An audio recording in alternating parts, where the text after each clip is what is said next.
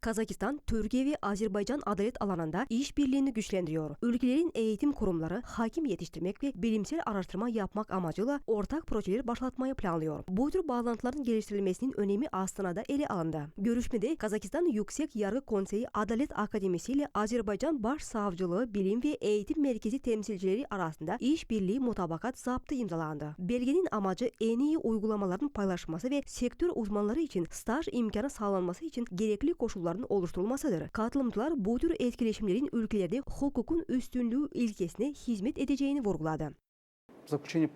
Bu tür ikili anlaşmaların imzalanması Adalet Akademisi'nin uluslararası işbirliğini güçlendireceği gibi Kazakistan Cumhuriyeti'nde yargı personelinin eğitiminin etkinliğinin artırılmasına da katkı sağlayacaktır. Kazakistan Cumhuriyeti Yüksek Yargı Konseyi'ne bağlı akademi ile bir anlaşma imzaladı ve bu muhtaranın gelecekteki çalışmalarımıza yardımcı olacağını ve ilişkilerimizi daha da güçlendireceğini umuyorum. В дальнейшем в нашей работе еще более скрепит наши отношения.